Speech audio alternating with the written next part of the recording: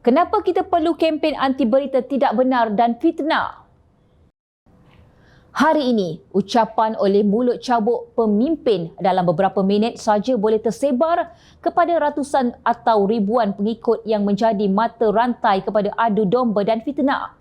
Segalanya semudah sentuhan hujung jari sahaja menerusi media sosial seperti Facebook, WhatsApp, Instagram, Telegram dan sebagainya.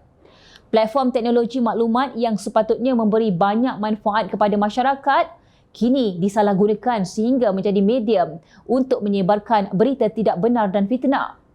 Tentu pemimpin Melayu Islam di negara ini sudah tahu hadis daripada Huzaifah radhiyallahu anhu berhubung sabda Rasulullah sallallahu alaihi wasallam yang bermaksud tidak akan masuk syurga orang yang suka menyebarkan fitnah di antara manusia. Hadis riwayat Al-Bukhari. Bukannya tiada peringatan kepada para penfitnah. Terlalu banyak untuk disenaraikan satu persatu. Malah, dalam khutbah Jumaat juga pernah dibangkitkan tentang bahaya dan musibah yang akan menimpa umat jika hidup dalam sangkar fitnah. Namun, penfitnah seperti tidak takut kepada balasan Allah Subhanahu Wa Taala yang akan menghumban mereka ke neraka jahanam. Sehinggalah ada fitnah yang dilontar kepada parti politik kerana takut jika disebut nama, penfitnah akan dikenakan saman. Ada juga yang disiarkan di dalam berita-berita yang tidak bertanggungjawab, kononnya atas nama kebebasan bersuara dan media. Apabila pihak media berkenaan diambil tindakan oleh Suruhanjaya Komunikasi dan Multimedia MCMC, mereka menjerit bahawa kebebasan bersuara itu dijamin oleh Perkara 10 Perlembagaan Persekutuan. Menjelang pilihan raya umum ke-15 lalu, fitnah bertebaran seumpama debu-debu dosa yang menyerap ke dalam ruh penerima yang jahil.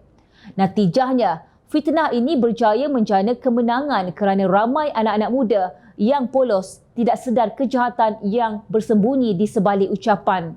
Baru-baru ini, Parlimen turut dijatuhkan martabatnya apabila digunakan sebagai premis untuk menjaja fitnah sehingga menjurus kepada kesalahan kazaf seperti yang disaksikan oleh seluruh dunia. Berhari-hari fitnah itu meniti daripada satu hantaran ke satu hantaran dikongsi beramai-ramai oleh para pengguna media sosial yang jahil. Pihak berkuasa agama pula seolah-olah sudah mati pucuk kerana gagal menangani gejala rosak akhlak yang dahsyat ini. Buktinya, setelah laporan berkaitan dakwaan kesalahan kazaf itu dibuat oleh beberapa badan bukan kerajaan termasuk Pertubuhan Ikram Malaysia Ikram dan Angkatan Belia Islam Malaysia ABIM, barulah Jabatan Agama Islam Wilayah Persekutuan iaitu JAWI terhege-hege hendak menjalankan siasatan. Seolah-olah sebelum ini mereka pekak dan buta tuli dengan riuh rendah yang berlaku di Parlimen dan di kalangan netizen yang berang dengan ahli Parlimen berkenaan. Justru apabila Presiden Majlis Perundingan Pertubuhan Islam Malaysia MAPIM Muhammad Azmi Abdul Hamid mengumumkan bahawa sebuah sekretariat anti-fitnah SAF telah ditubuhkan untuk membantras sikap dan amalan fitnah. Ia adalah satu gerakan yang perlu mendapat sokongan bukan hanya oleh pemerintah tetapi juga oleh rakyat Malaysia. Menurut laporan, sekretariat tersebut melibatkan beberapa NGO termasuk Sukarelawan Kebajikan Rakyat Aman Suara dan Inisiatif Madani Rakyat Darul Aman Imran dan Tabayun Media Network. Apa yang kita akan lakukan ialah menerusi penerbitan risalah, forum, seminar, kuliah, jelajah, wacana serta dialog. Kita juga akan cuba membantu MCMC untuk memantau. Kalau kami dapati ada fitnah, kita akan laporkan kepada MCMC untuk buktikan dari sumber mana. Tegasnya dipetik media. Menurut beliau, budaya fitnah akan menjejaskan kemuliaan agama dan memberi kesan besar dalam masyarakat hingga boleh mencetuskan ketegangan, kekeliruan, prasangka, porak-peranda, kezaliman dan permusuhan.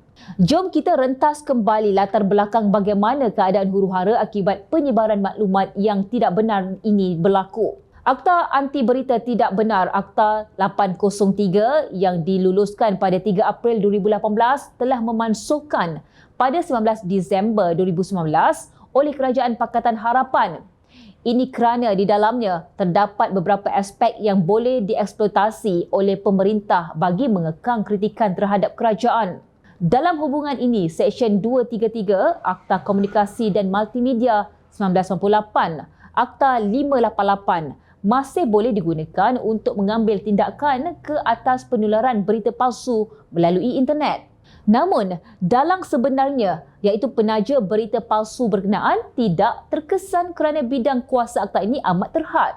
Hanya pengguna internet yang akan didakwa. Ini berlaku kepada seorang penganggur bergelar Iman Mustaqim yang dijatuhi hukuman penjara 6 bulan dan denda RM10,000 atas 2 tuduhan termasuk membuat kenyataan bersifat jelik terhadap Sultan Selangor.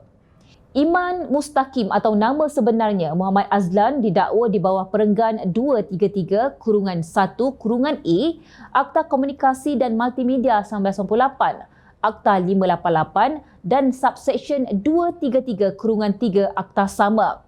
Jika diteliti, hantaran jelik Muhammad Azlan itu berpunca daripada berita tidak benar kononnya 200 sekolah tahfiz akan ditutup di Selangor. Susulan itu, Sultan Sharifuddin Idris Shah selaku Ketua Agama Negeri Selangor menitahkan agar pihak polis mengesan penfitnah terbabit. Kesalahan Muhammad Azlan jelik menyakitkan hati orang dan menghina Sultan Selangor itu jelas didorong oleh kepercayaan yang menyimpang jauh daripada fakta sebenar berhubung kedudukan 200 sekolah tahfiz tersebut. Apa terjadi kepada dalang sebenar? Adakah malawan ini sedang berlari-lari ke bank sambil ketawa mengutip ghanimah hasil serangan jahatnya yang bersembunyi di sebalik ketidakupayaan sistem komunikasi dan perundangan kita? Pada masa sama adalah tidak adil bagi kerajaan perpaduan untuk bergantung kepada NGO maupun pengamal media agar berjuang bagi pihak mereka. Juga tidak adil unsur 3M, machinery, media dan money yang ada pada kerajaan perpaduan dibiarkan lesu dan tidak produktif, digenggam musuh dalam selimut secara de facto. Tak guna ada kebebasan bersuara jika ia untuk menyemarakkan budaya fitnah.